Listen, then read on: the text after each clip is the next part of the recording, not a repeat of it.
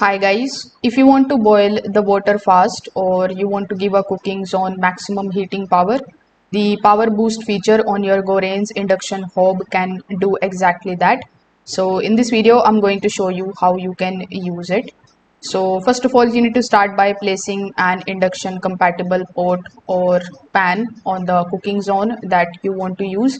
Now the knob must detect the cookware before power boost can be activated. After doing so, you just have to simply press and hold the power button, and then you need to select the cooking zone that you want to use. So once the zone is active, you can just simply choose a normal heat level first.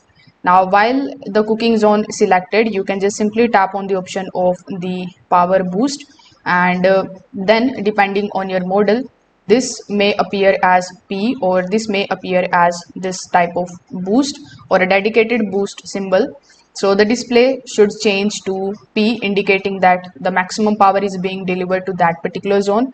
So power boost is designed for tasks that need rapid heating, such as boiling the water, heating large pots, or bringing liquids to a simmer quickly. So the hob is temporarily going to provide some extra power beyond its standard cooking level. So that's how you can do it. So if this guide helped you out, don't forget to like the video and subscribe to the channel for more quick appliance tutorials. Thank you.